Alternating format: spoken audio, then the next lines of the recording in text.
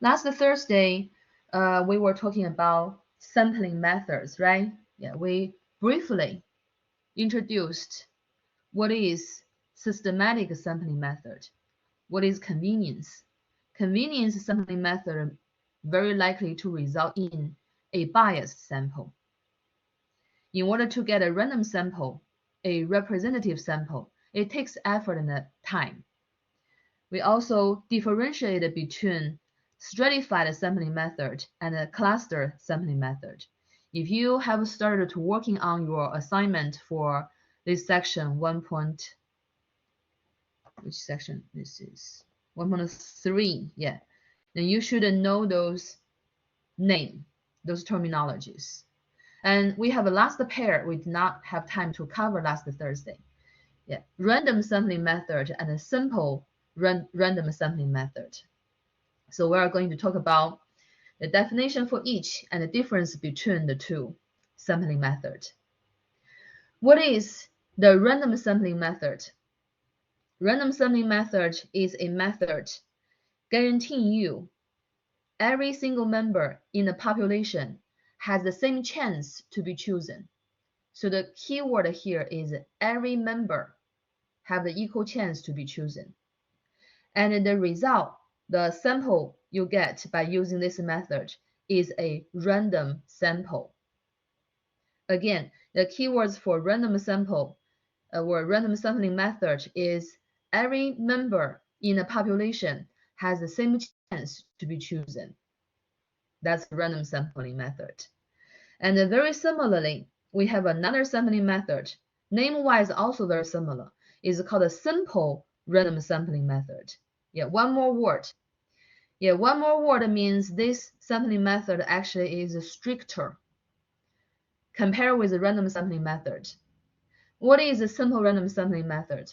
Simple random sampling method is a method that guarantees every single member in the population have the equal chance to be chosen. Any two members in the population have the same chance to be chosen. Every three members in the population have the same chance to be chosen. Every four members have the same chance to be chosen, and so on and so on and so on. Yeah, as this definition shows, every sample of size n or every subset or subgroup of size n from the population has the same chance to be chosen. As you can see, simple random sampling is more complicated than random sampling, right? In order to get a simple random sample, the method you use have to guarantee not only every single member have the same chance to be chosen, every two members also have the same chance to be chosen, every three members have the same chance to be chosen, every four members, every five members, yeah, and so on and so on, every n members, any subgroup with the same size have the same chance to be chosen. So that gives us the relationship between the two sampling methods. If we have a simple random sample, we use the acronym SRS, represent simple random sample. If we have a simple random sample, that simple random sample definitely is a random sample. But random sample not necessarily a simple random sample. So in order to be simple random sample, more things needed to be satisfied. Simple random sample is a more strict, like a stricter concept. Random sample is a looser. Does that make sense? Yeah, simple random sample is a random sample, but random sample not necessarily is a simple random sample. Simple random samples actually is a subset of random sample. I can give you an example to explain. Okay, I can give you an example. Let me use a different color. We do have a sample that it is a random sample but not simple random sample. The method here we have, let's say we have a group. Yeah, we have our population has 5 times 6, 30 participants, and I arrange their seats. Yeah, in the classroom I have 6 rows. and I let 5 people sit in the first row, and then 5 people in the second row, and so on and so on, and the last 5 people in the 6th row. Yeah, so this is how do I arrange the 30 people, 5 times 6.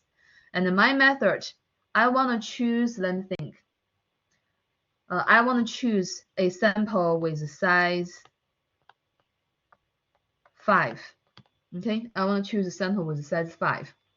My method is I get a die, a fire die, and I roll it once. If I get a number 6, then I pick this row. That's my sample. What if I roll the die, I get a number 3, then I pick those five participants, this row.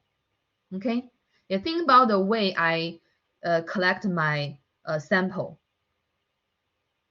Does that method guarantee every single member, every single participant, every member in the 30 people have the same chance to be chosen?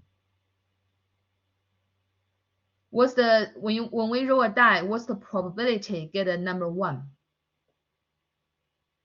It's a fire die. All the 6 sides of the die have the equal weight. When you roll a die one time, what's the probability getting number 1?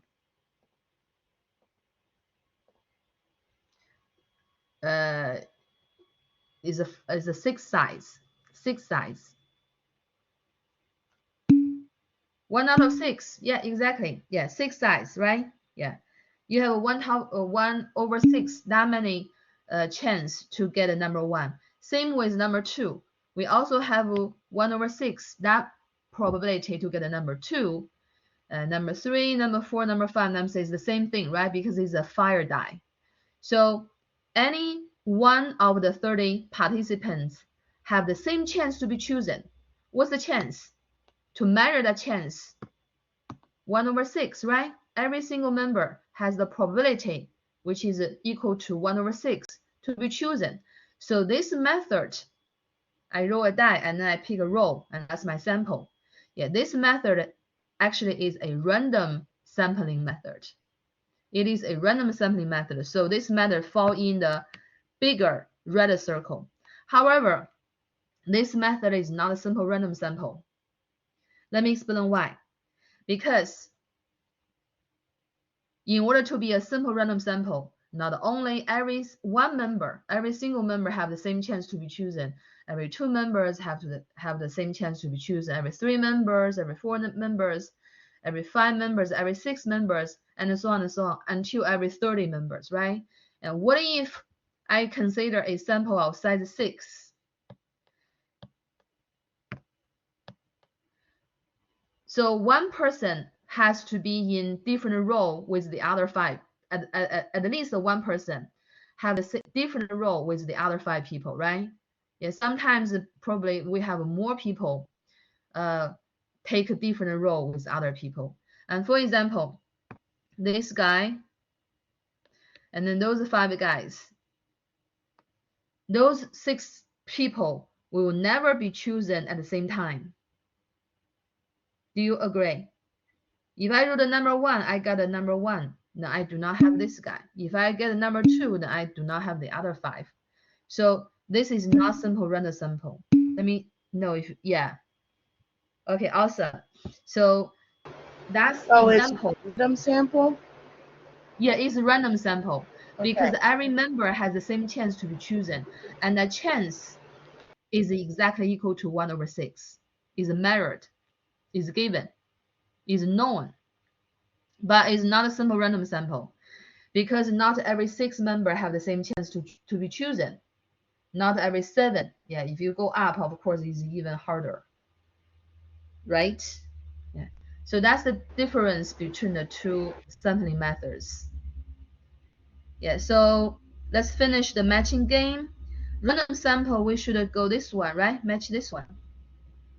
Every member of the population has the same chance to be chosen. And for simple random sample, we're going to match this one. Every sample of size n from the population has the same chance to be chosen. So that's the last pair of sampling methods. Yeah, I hope you already started your assignment 1.3 because this week we should start chapter 2. And before that, I want to introduce a diagram. And you can use a diagram to process percent problems. Yeah, in our assignments, I got this problem. Yeah, how do we find the probability? Chance is also called a probability, right?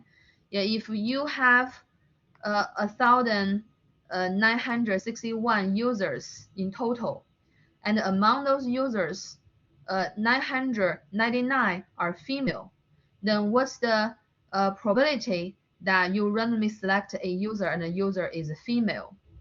And we're going to use 999 to divide by the total number of the users, which is 1,961, right? You might remember something like that in the homework, right? Yeah, and then your answer is supposed to be a percent.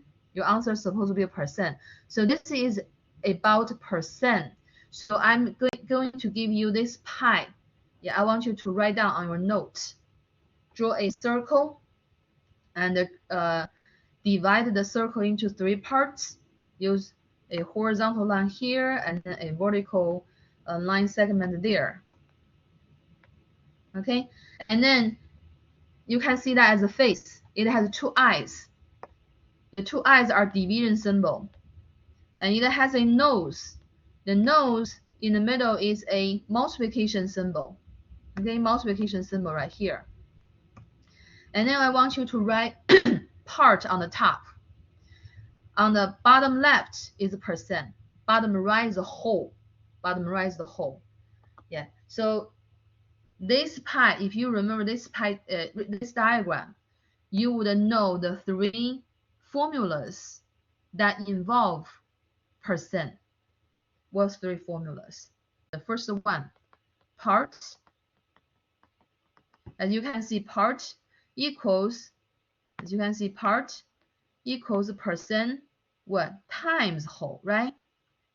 Yeah, so the first formula give us the way to find the part. If part is missing, if we are given percent whole, then part equals percent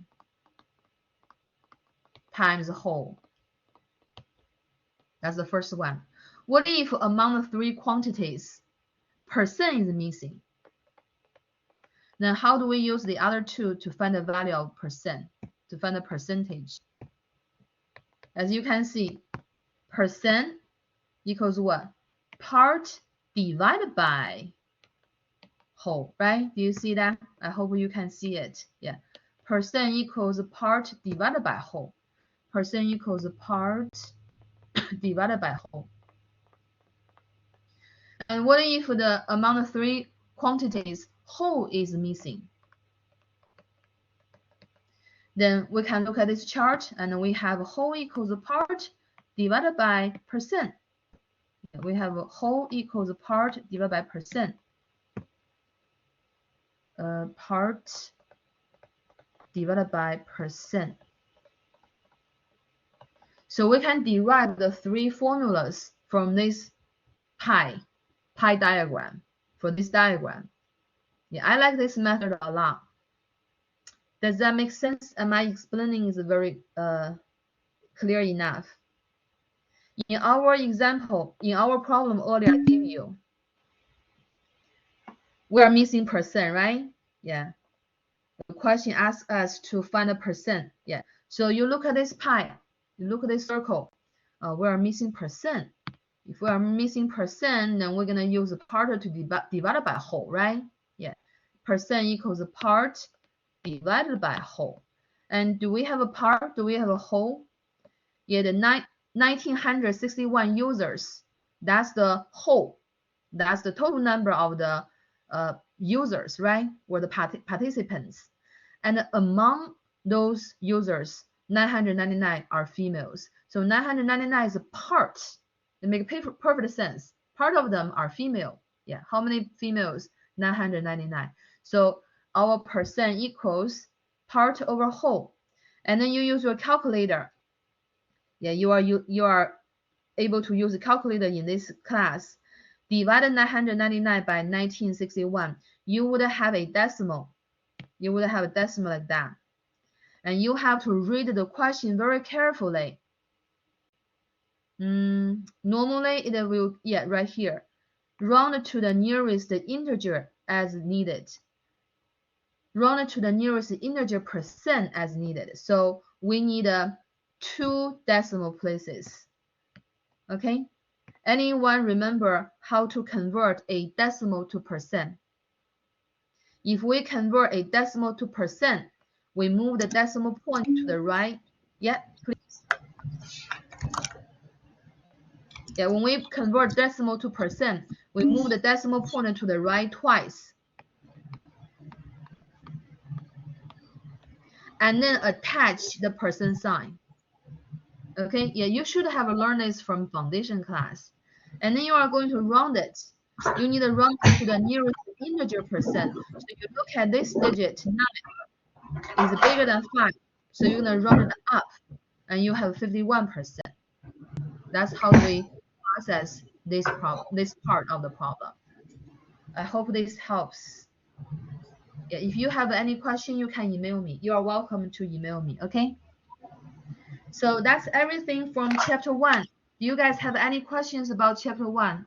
In chapter 1, we have learned some basic concepts. We played matching games. I hope those that game can help you to differentiate, know the meaning, concept, also differentiate among those concepts, because some of them are very close. Yes? Any questions? No. If not, we're gonna continue. We are going to start chapter 2. Okay, chapter 2. In chapter 2, we learn tables and graphs. Yeah, you can mute yourself if you don't talk. Yeah. In chapter 2, we learn tables and graphs. Tables and graphs are powerful tools in statistical research. We often need to use tables and graphs to organize or even analyze data. Okay, today we learn tables. Today we learn tables, and we are going to learn 3 different type of tables. Yeah, we're gonna learn 3 different type of tables. The first type is called a frequency distribution table. Okay, I'm gonna give you an example first.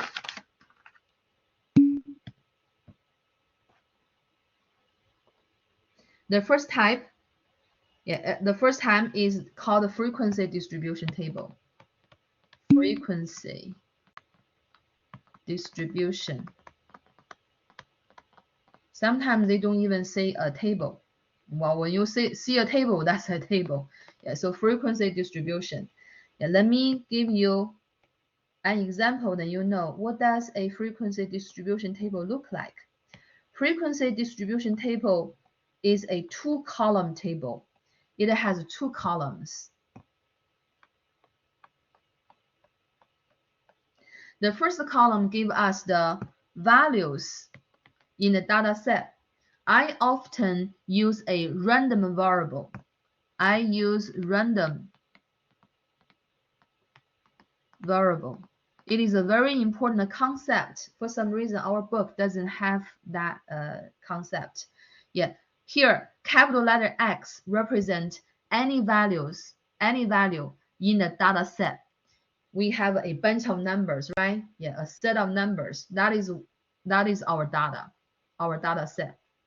And X represents the values of those data set. Okay, so suppose we have this table, 2 columns. The first column give us those information.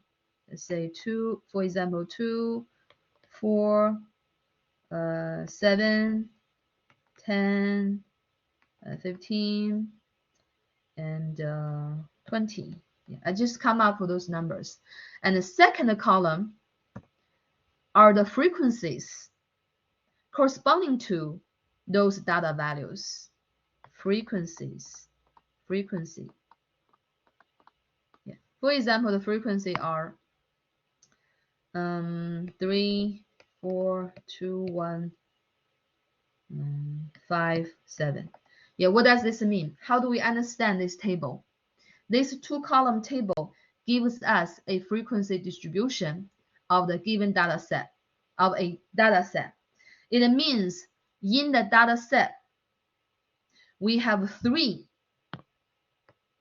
2's, or 2 appears 3 times. If 2 appears 3 times, then we say the frequency of 2, the value 2, is 3. And we have 4 fours. In the data set, we have 4 fours. Yeah, 4 appears 4 times. So the frequency of 4 is 4. And we have 2 sevens. Yeah, 7 appears twice in the data set. So the frequency of 7 is 2. And then we only have 1 number 10. The frequency of 10 is 1. We have 5 15s. 15 appears 5 times in the data set. And we have 7 20s.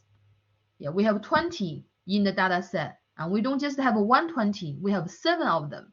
20, 20, 20, 20, 20, 20, 20. We have 7 20s. Okay, is that clear, guys? How do we understand the frequency distribution table? And the table can help us to recover the original data set, right? Okay, anyone can help me to find out the size of the data set or the number of values in the data set. Sometimes I say the data set is a sample. So sample size would refers to the number of values in the data set. Anyone can help me to find out how many values do we have in the data set?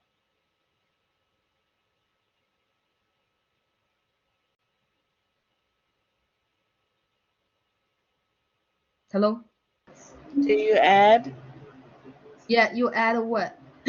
First column or second column?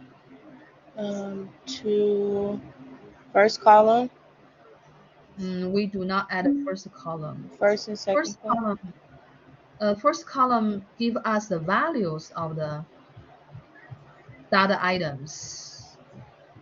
Yeah, you want to add up the second column, right? Since you have 3 2's, 4 4's, 2 7's, 1 10, 5 15's, 7 20's, if we add up those frequencies, let's see what we have: 7, 10, 12, 22. So the size is 22. We have 22 values in the data set in total. Do you see that? yes. Okay, awesome. Very good. Perfect. Yeah, 22, 22. Yeah, second. Awesome. Perfect, guys. Yeah, exactly. So normally when you go to your homework, you do the other way around. You will be given the data set and you will be required to construct a frequency distribution like this. And we go the other way around earlier. I give you the data, I give you the table and I show you what does a frequency distribution table look like. It look like that. Okay. And this table is also a frequency distribution table.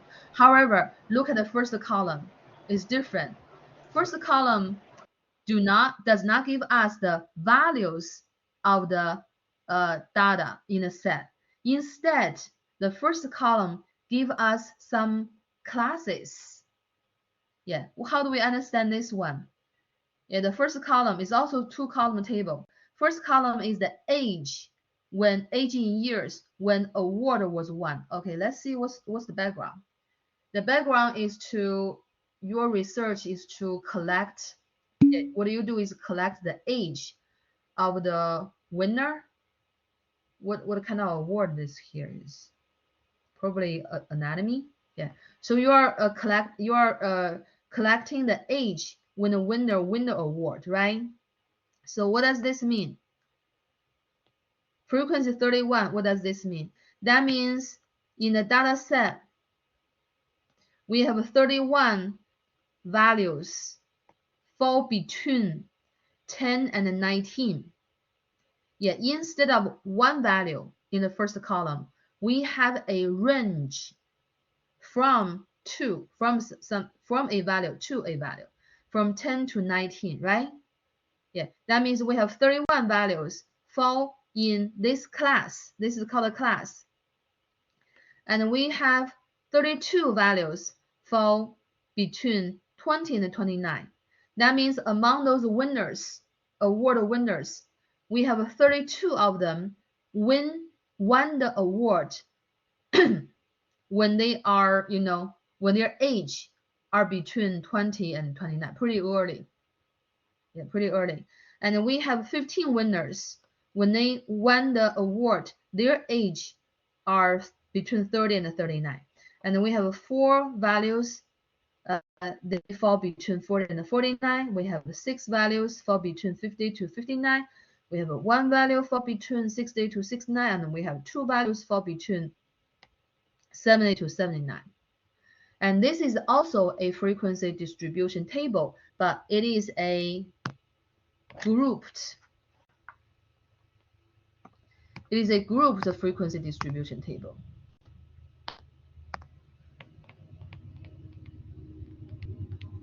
Frequency distribution table. In our book, when I look at your guys' assignment, you don't really make a difference. So this is a frequency distribution table. Technically, this is a grouped frequency distribution table, but we also call that frequency distribution table. It's just in the first column, we do not have the values. Instead, we have classes, ranges. So in this table, we have 1, 2, 3, 4, 5, 6, 7, 7 classes.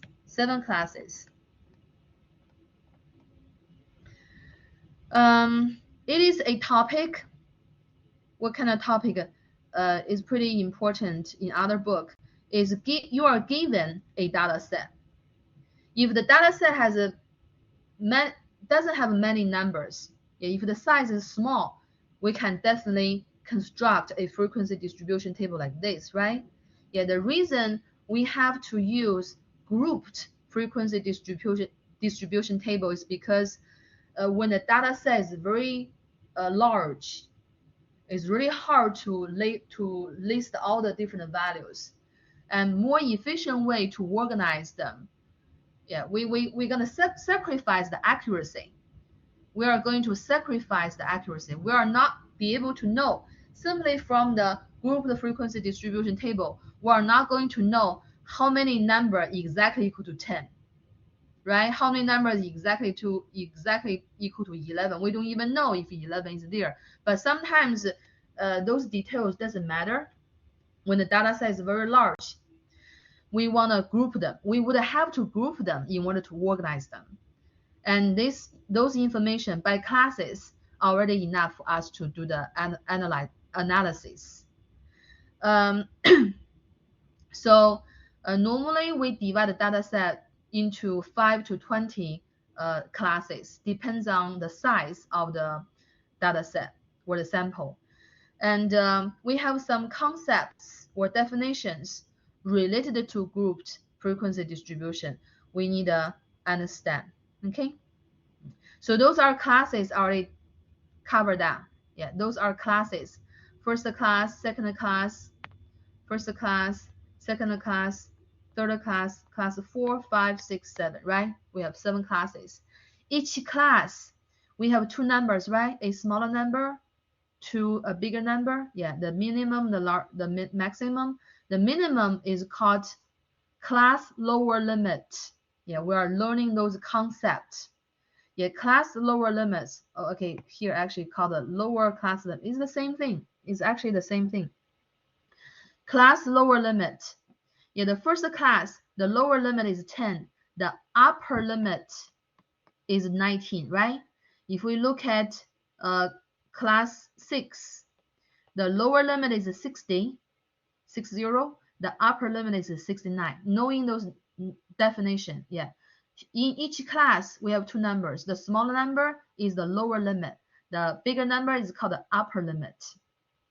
So that's the first pair. And class width, this is a very, very important concept. When it comes to the class width of a grouped frequency distribution table, yeah, there's a misunderstanding or common mistake here. The class width is not 9. You probably want to follow your gut and class width. So each class 19 minus 10 is 9, 29 minus 20 is 9. So class width is 9. Incorrect. Class width is defined as is different. Okay, class width is defined as the difference between any two adjacent lower limits or any two adjacent upper limits. Okay, let's randomly pick two adjacent classes. Let's say the first class and the second class. The first class, the lower limit is 10. The lower limit of the second class is 20. What's the difference between them?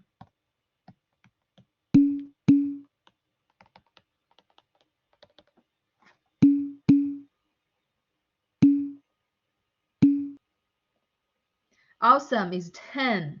Yeah, based on the definition, the class width is 10, not 9.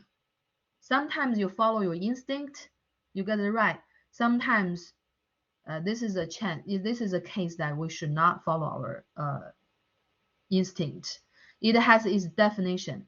Class width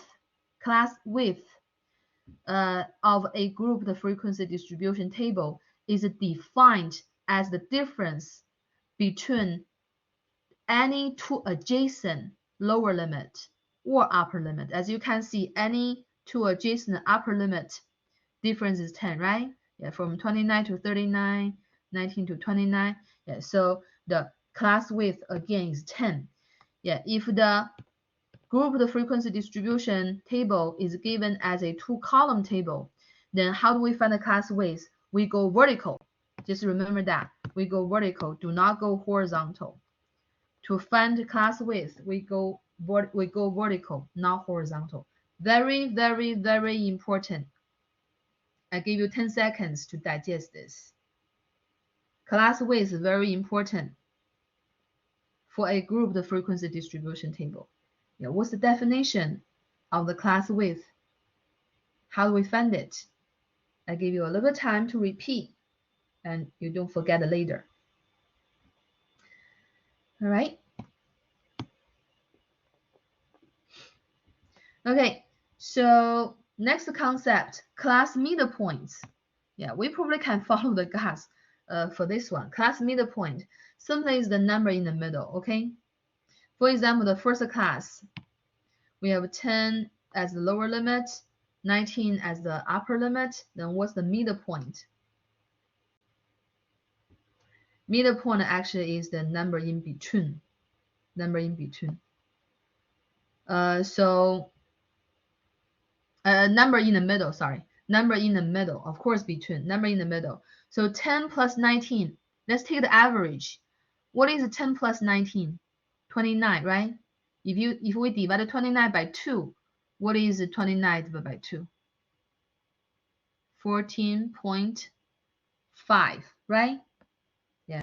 Midpoints. Let's see if we have midpoints here. No, we don't have. I didn't cut that part. Yeah. Oh, actually, this is midpoint. Actually, this is midpoint. I do cut it. Yeah. So the first class midpoint is the number right in the middle, 14.5. We can get it by taking the average of the lower limit and upper limit. Okay. And for the second class, what's the midpoint? Midpoint is the average of the lower limit and upper limit. So 20 plus 29 gives us 49. Divide 49 by 2, we have 24.5. And similarly, you can get a midpoints for all other classes. All right, does that make sense, guys? Yeah, exactly. Yeah, midpoints. And interesting thing is, look at the difference between any two adjacent midpoint. What is the difference or distance? Yeah, or difference, same thing. between any two adjacent midpoint of the classes? Yeah, it's 10. So very interesting thing. Any the distance between any two adjacent lower limit is class width. The distance between any two adjacent upper limits also equal to class width. And the distance between any two adjacent midpoint, class midpoints, is also class width. Yeah, with that known, sometimes we can just quickly answer the question. Yeah, I only need to find the midpoint for the first class, and then I add 10 to get a second class midpoint, and add 10 again, add 10 again, add 10 again, 10 again, 10 again, right? And I have all the midpoints for those classes. Yeah, we are getting familiar. 10 were the class width. Yeah, exactly. Yeah, it's 10. And 10 equals the class width for this given frequency distribution table. All right. Yeah, so far we know what is class width. So important, very, very important. And we know what is class lower limit, what is class upper limit, what is class midpoints, right? Yeah. Okay, next. Class boundaries. Yeah, the reason we need a class boundaries is sometimes we are not satisfied just having tables. Sometimes we want to translate the table to graphs. For example, one common used graph is the polygon distribution frequency polygon, and polygon need to use class boundaries. Yeah, what is class boundary? Let me show you. So how many classes we have here? 7 classes, right? Yeah, if we have 7 classes, we are going to have 1, 2, 3, 4, 5, 6, 7, 8. So one more than 7, 8 boundaries. Let me show you how do we find the boundaries. Does that work on every problem? Yes. Yeah, so important thing is we find the class width. If we find the class width, if we know the first class lower limit, then we would know all other class lower limit. Just add the class width. Yeah. In our case, it's 10, right? Just add 10, add 10, add 10. Same with upper limit, same with the midpoints. Yeah, it works for every problem as long as the table is a grouped frequency distribution table. I'm just use this one as example to explain those concepts. Sounds good?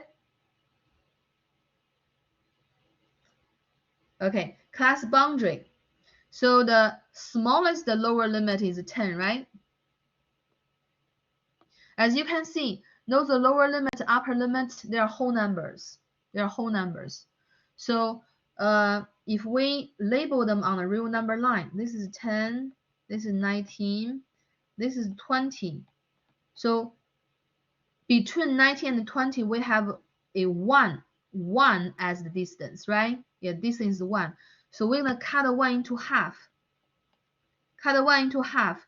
So we have a 0.5 here. We have 0.5 here. All right. So we're going to use 0.5 as the kind of like a rim. Kind of like a rim, right? When you look at your computer, does your computer has a rim?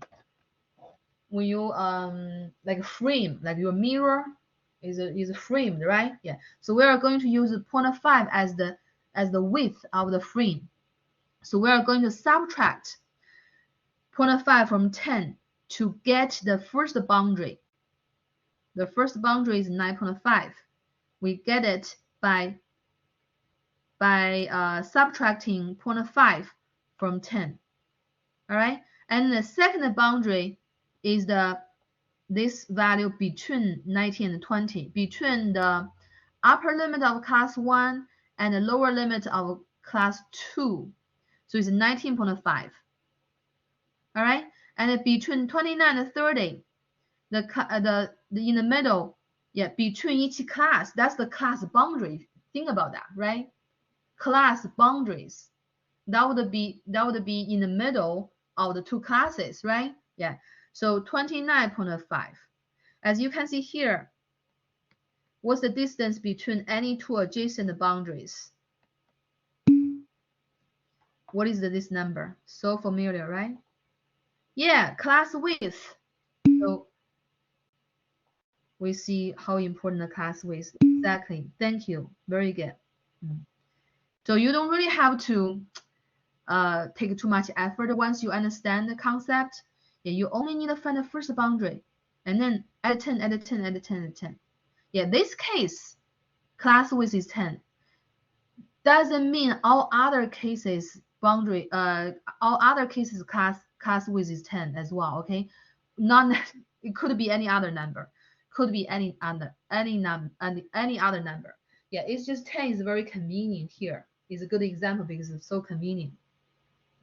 Yeah, since we are talking about this, in fact, different researchers for the same data set, different researchers, they probably will construct different grouped frequency distribution tables. This kind of frequency distribution table would be unique, but this grouped frequency distribution table would be different. Yeah, if we do the same study based on the same data set, same sample, my grouped frequency distribution very likely is different from yours. Because you choose 7 as the number of classes, I might choose 6, or the other person might choose 5, and another person might choose 10. They think that is more convenient, right? So would result in different grouped frequency distribution table, but we will not get any thing confusing like that. When you go to your MyLab Math, they would guide you. The problem would guide you to construct exactly the same grouped frequency distribution table. Yeah, normally they give you the class width and then the lower limit, and everything, all other things will be determined. So the last second boundary would be between class 6 and class 7, which is 69.5, right? And one more boundary, yeah, is 79.5. So we have a rim here, we have a rim here. Yeah, we need that for the polygon, frequency distribution polygon. Yeah, the boundary might be a little bit more than others, but it's also very pretty intuitive, this part. Okay, and the last one, identify the number of individuals included in the summary. So are we able to find out the size of the data set from the grouped frequency distribution table? How do we find it? The size, how many numbers in total we have. Even we don't know what numbers, because it's a little bit like the grouped, so we don't really know. We only know the bigger picture, right? We don't know the very detail.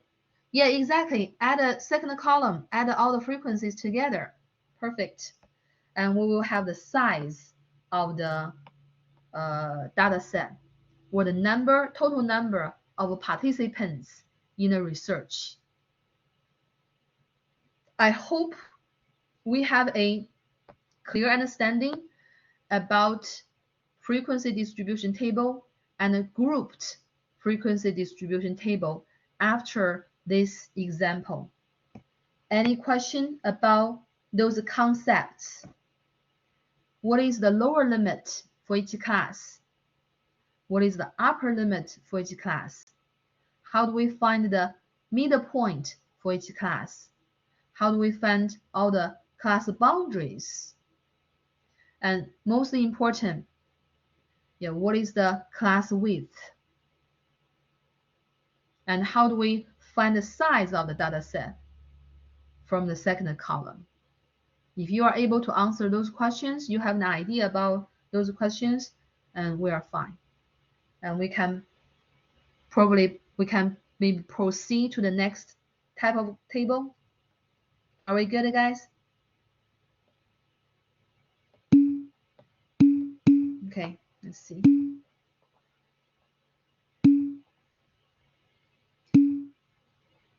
Okay, thank you. Perfect. So sometimes we don't want a frequency distribution table. We want a relative frequency distribution table. Yeah, we want a percentage.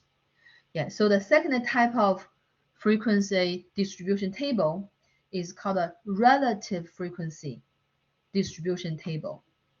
In order to get a relative frequency distribution table, we need to have a regular frequency distribution table ready. Yeah, we always have to have this basic one first. And we are going to see how do we construct the relative frequency distribution table based on the frequency distribution table. Yeah, as you can see, here is the frequency distribution table is grouped. Yeah, and here is the relative frequency distribution table we are going to construct, right? And look at their first column. Yeah, they have exactly the same first column. Yeah, if you decide for 7 classes, okay, then that's we keep the 7 classes. Relative frequency is easy. Once you understand the concept, you can get it done very quickly. Yeah. So the first class frequency is 31, right? Earlier we agree we can add all those frequencies together in the column 2 and then get a size of the sample of the data set, right? So we know we have 91 individuals, 91 participants in total in a sample, in a data set. So the first class has 31 values. We use 31 to divide it by 91. And then we convert that fraction to its equivalent equivalent percent.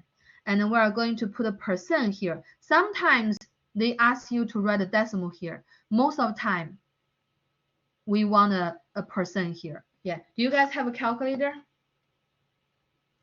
Let's see what is 31 divided by 91. That is called a relative frequency. Relative frequency. Relative frequency basically is the frequency divided by the sample size. Let me use my calculator. 31 divided by 91. I have, how about let's just round it to the nearest integer. Yeah, type an integer or decimal, do not round. Oh, no, not that one. And normally they will give you the rounding instruction. Yeah, since I did not include it, so let's just make it more convenient. Did you get 0.34? Yeah, exactly. Okay. Yeah, I round it down, I get a 34%. Very good, perfect, awesome. And you should know how to, perfect, yeah, 0.34 or 34%, right? Depends on the question. Sometimes we use a percent more. Yeah, more often we use a percent.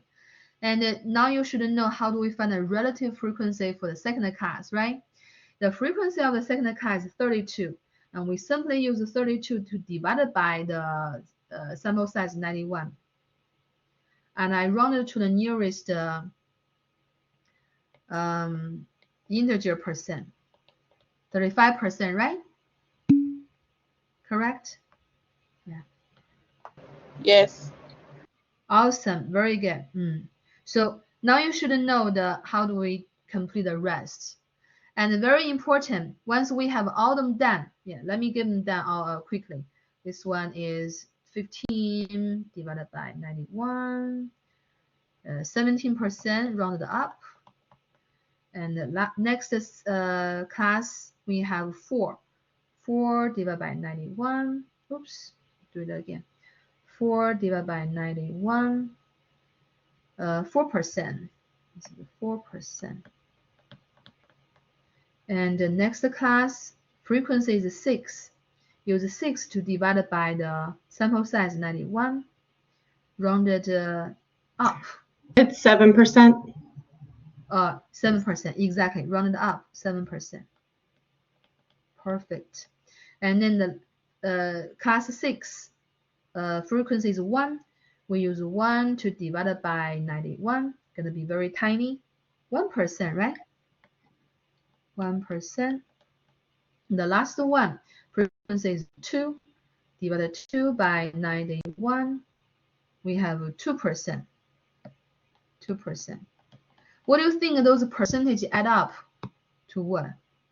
If you add up those percentage, what should we have? Around 100%. Yeah, we supposed to have exactly equal to 100%. If we don't have exactly 100%, that is due to our rounding. Okay, yeah, you are right. Approximately equal to 100%. Awesome. If you keep those relative frequency as decimal, yeah, 100%. Yeah, if you keep those relative frequency as decimal, then the second column, those values should add up to 1. Number 1, not number 100. It's 100%, but not 100. Yeah, 1 equals 100% is number 1. Percent means divide by 100. 100 over 100 is 1, right? Yeah, so that is the frequency, relative frequency distribution table. Pretty straightforward. Any questions? If not, let's move to the next, the last, in total 3 types, right? Yeah, we have a 1 over frequency distribution table, and we also learned relative frequency distribution table. The next one, cumulative frequency distribution table. Keyword here, cumulative. Yeah, sometimes we do that. In order to have the cumulative frequency distribution table, we also have to construct frequency distribution table first. Same as earlier, right? Okay, so look at the first column of the frequency distribution table and the first column of the cumulative frequency distribution table. On the left is the frequency distribution table we already have. On the right is the cumulative frequency distribution table we are going to construct. The first column is different. Okay, the first column is different. Let's see how different and how do they relate it. So the first column, first class in the frequency distribution table is 10 to 19, right? Yeah, the first class contain all the values bigger than or equal to 10 and less than or equal to 19. And those number is less than 20. So in our cumulative frequency distribution table, instead of writing a range, we concern the maximum, and not less than or equal to is strictly less than. Why do we do strictly less than? Because we want the first class the same. Yeah, less than 20. This actually still the same thing, right? Yeah, from 10 to 19. All the values less than 20, then this is from 10 to 19. Yeah, the minimum probably is 10, right? Minimum probably is 10. So we want to keep the same thing. So the first class in the cumulative frequency distribution table includes the first class, and the second includes class 1 and class 2. Class 1 and class 2. We are accumulating, right? We are accumulating, yeah. So the second row in a cumulative frequency distribution table include all the values from class 1 and class 2. Now, how do we represent or express that?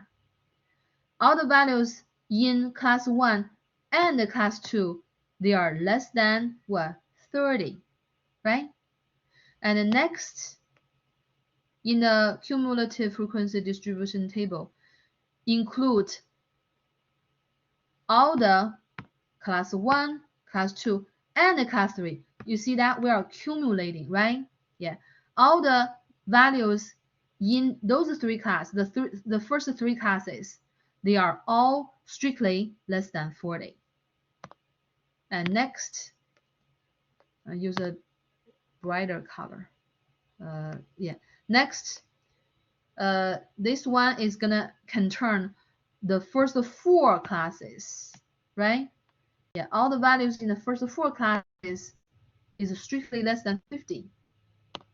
And this one gonna include all the values in the first 5 classes. All those values strictly less than 60. And this is include, yeah, we are gonna accumulate, every time we accumulate, we include the next class, right? So this class has all the first 6 classes. All those values strictly less than 70. And then the last one, we finish the accumulation. Yeah, we finish the accumulation. We're gonna include all the values in the 7 classes. So all the values. Am I clear about that? How does the first column in a cumulative frequency distribution table look like? Yes, it makes sense. Thank you. Okay, perfect. Yeah, you are accumulating. Yeah. So the first one, you are accumulating the first class. And second, you are accumulating the first 2 classes. So you are getting one more class. And this is the first 3 classes accumulating together. This is the first 4. Yeah. You based on number 3, you including you include the 4th classes. And this one you accumulate the 5th classes. This one you accumulate 6th class. And then this one you get all the classes, right? Because in total we only have some classes. Does that make sense? Okay, awesome. Yeah.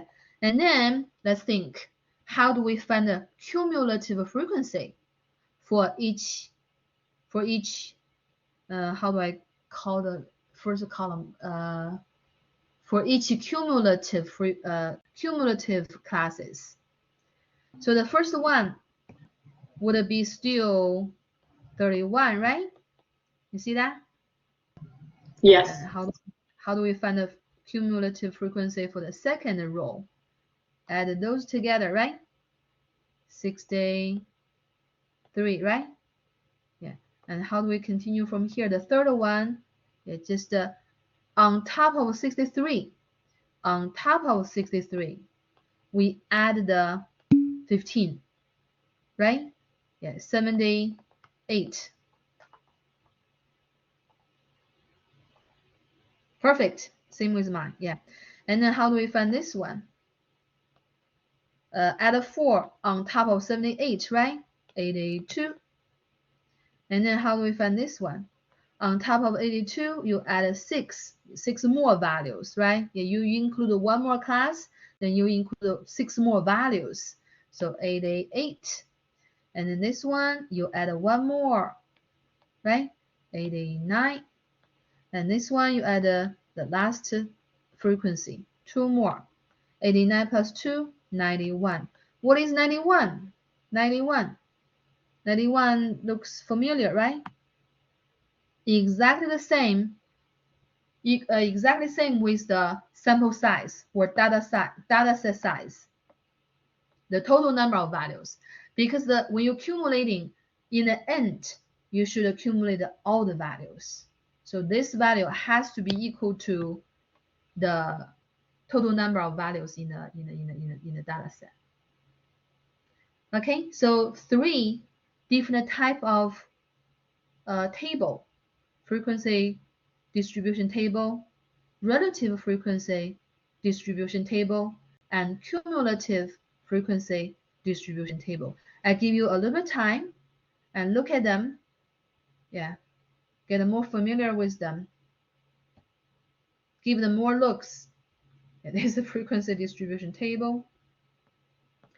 If we already have the frequency distribution table, how do we construct a relative frequency distribution table, right? And the important thing is we're gonna keep the first column unchanged. Keep the first column. How do we get those percentage or decimals, right? Do the division. Remember, percent equals part over whole. Part divided by whole. And if we have the frequency distribution table, how do we construct cumulative frequency distribution table? With those concepts understood, you should be able to do your homework. And now we are going to go to Pearson, go to 2.1, and we are going to look at some look at some questions, and I'm going to show you some technology. Okay, yeah, let's go to Pearson 2.1.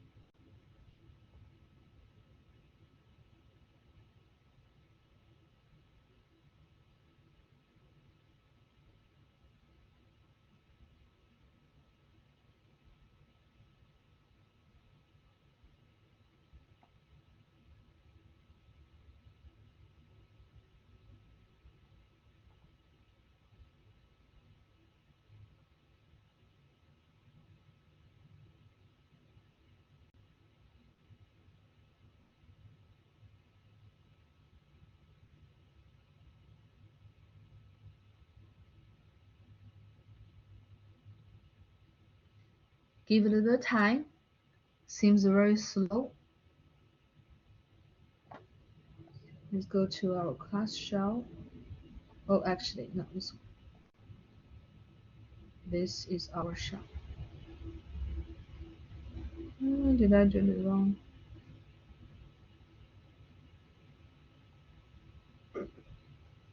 Not the general one. Let's see. Yeah, it's the master shell. Let me go back. I want to use this one. This is our class shell.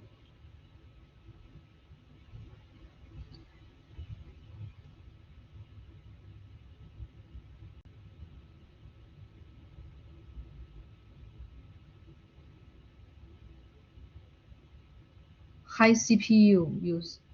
Okay. So let's go to assignments.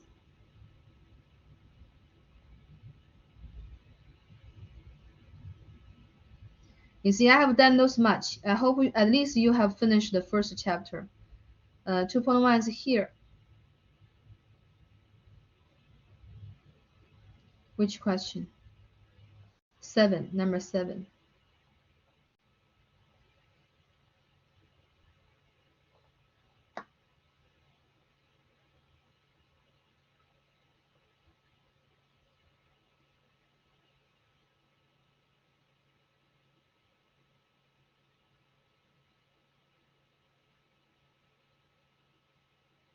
All right.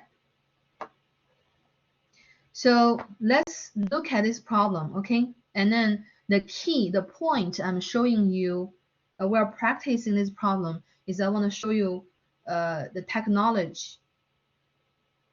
I like to use technology to process those problems. The only reason is because I have trouble to manually doing it, and I don't like it. I hate doing this kind of problem manually. Yeah, let's read the problem first. Is that big enough to see? When you go to your homework, it probably this small, so you have to go look at closer. Yeah.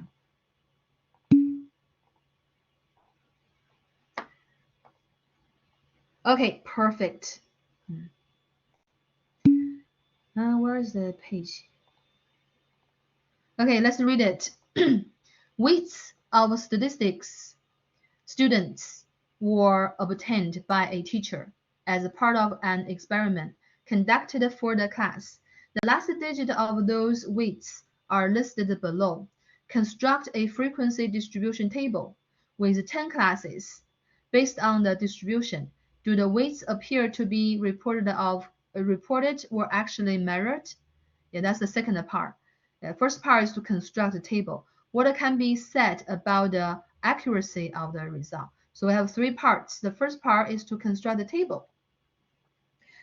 And the first column is already given, right? You see 4 columns. The reason you see 4 columns is because it cut in half and continue in right here. It's supposed to be 2 columns.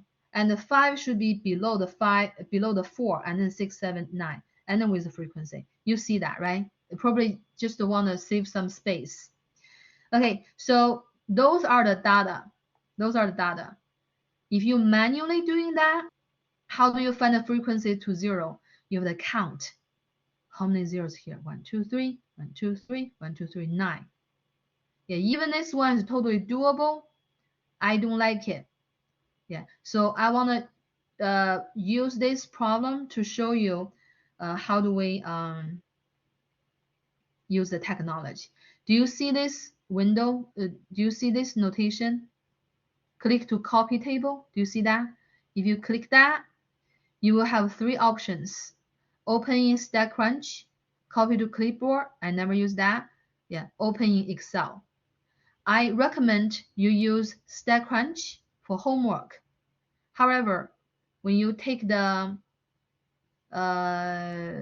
test, StatCrunch is not going to be available. And since you have to use Lockdown browser, you have the option for Excel, but Excel will not be opened because of the Lockdown browser. So that's the reason you might want to use a TI-84 calculator. This week, not today, I will make a short to show you how do we sort the data in a TI-84 calculator. Otherwise, you just manually do it. But when you do the homework, you can try the technology, right? Yeah, I always encourage us to use technology because it's important. Everybody know how to do that once you understand the concept, but it's so time consuming and annoying sometimes to just count numbers. So let's see, how do we use StatCrunch? We open it. You probably have to download if the first time you use it.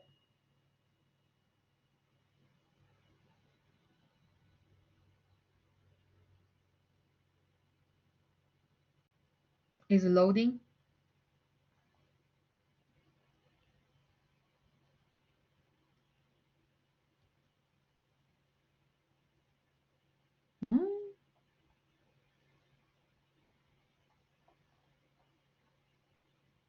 Okay. Okay, so you'll see a timesheet, like worksheet, like Excel, but not is fancier than Excel, and is specifically for statistics.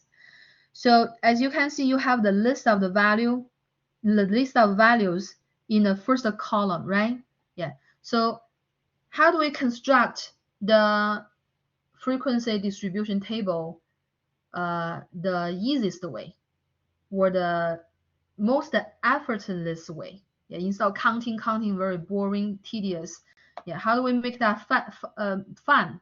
So this is how do we do it. We go to data. There's a tag here, data, and you have a drop-down menu. In the drop-down menu, you're going to sort. You see the sort, right? Yeah, we are going to sort the first column here. We only have 1 column values, so we sort column 1, and you can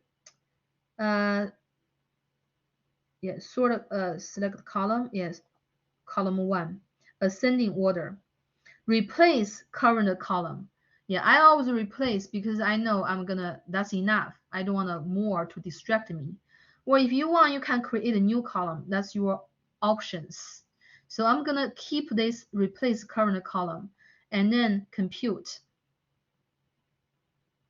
It's sorted, right? Yeah, if it wasn't sorted, it was sorted or not in the beginning.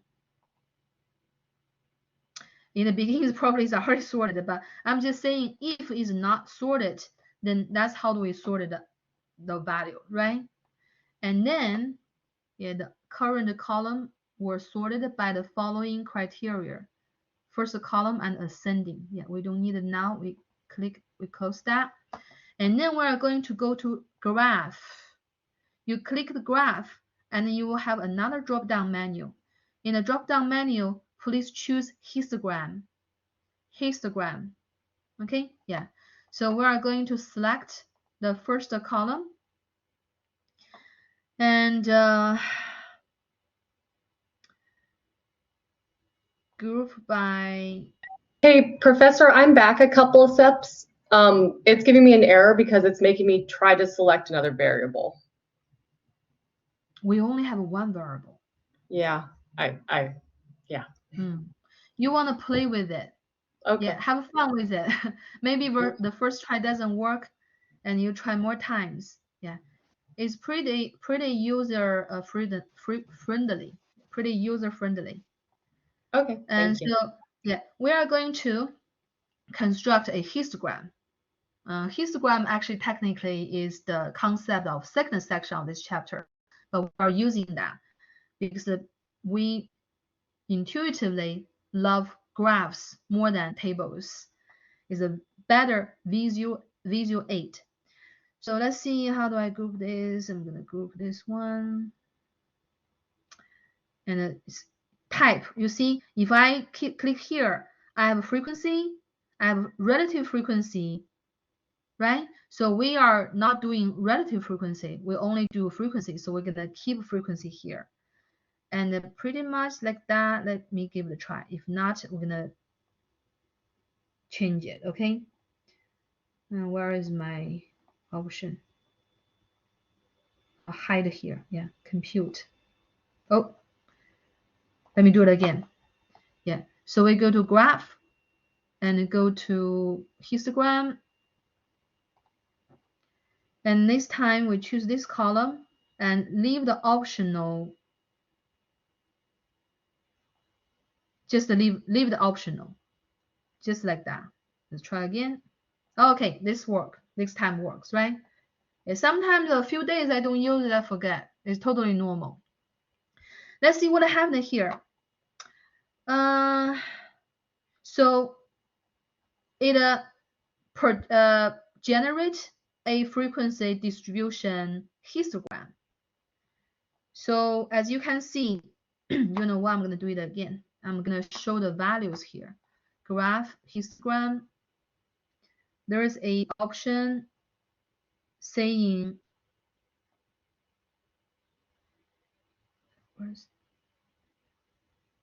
showing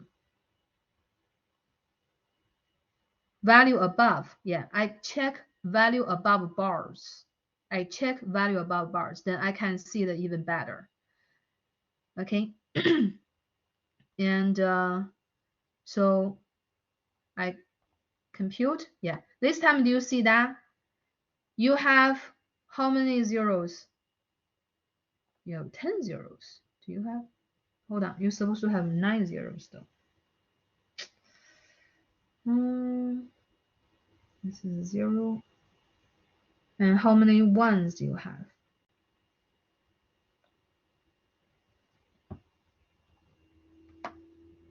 Oh, I remember now. I think we want to use this one, bar plot with summary. Try that. And select the variable 1. Counts in variable 1. And the type is frequency. And value above bar. Let's give that a try. Yay! This one looks, hold on.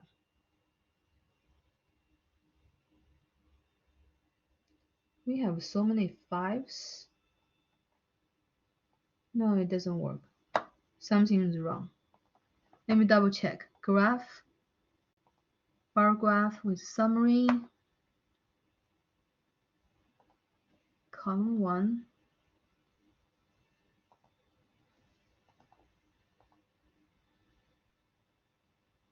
Value ascending.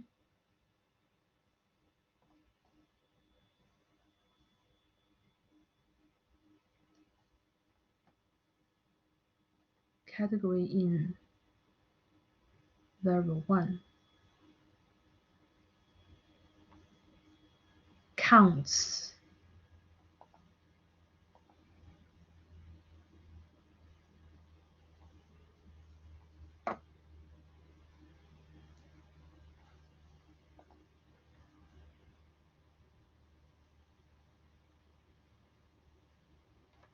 This is not right.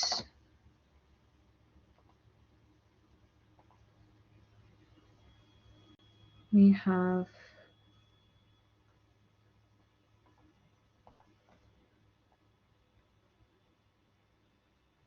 mm, 0.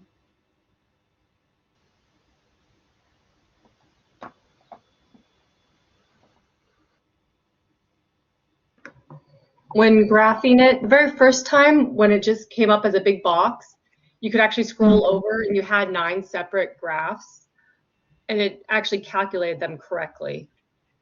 I don't know if that helps, but that was the histogram that you did at first. It just showed up as a big box, but there's actually like 9 separate graphs there.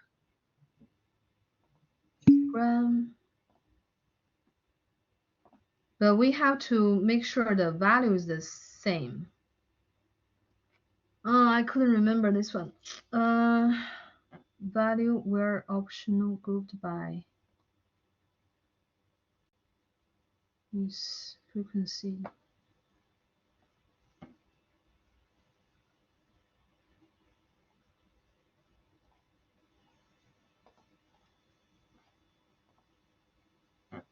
This one.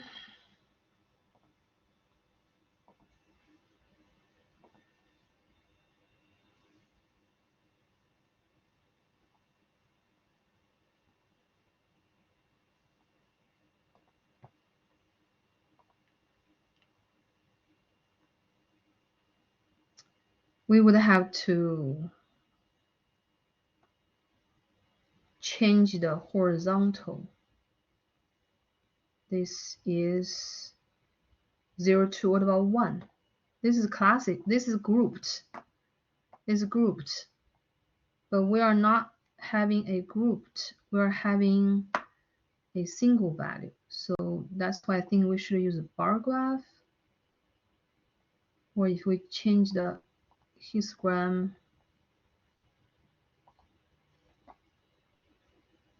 start with 0. Let's try this one. Start with 0. And width is 1. Let's give this a try.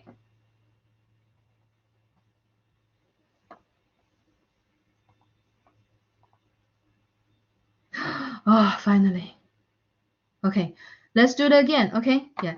So we sort the data ascending order, and then we go to graph, and then we go to histogram, and click the column, first column, keep everything untouched, and we are generating frequency histogram. So leave frequency here, and we need to take care of the horizontal line scale. So we start. So basically, we are telling the system the width, the first class by whole number from 0 to 1. Width is 1. We only have whole numbers, right? 0, 1, 2, 3, 4, 6, 8, 9. And this way, and value above. So as you can see, we have 9 zeros. We have 1, 1. We have 1, 2. We have 3 threes. We have 1, 4. We have 11 fives. You can count it. It's 11 fives. We have 1, 6. We have 2, 8. We don't have 7, so we don't have a bar here. And we have 2 9s.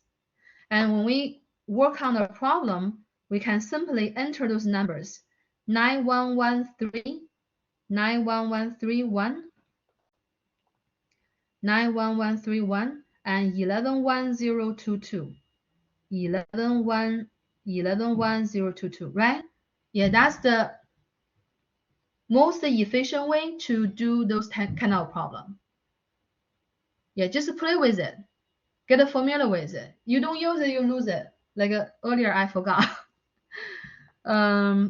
Yeah. So let's see. Am I clear about that, guys?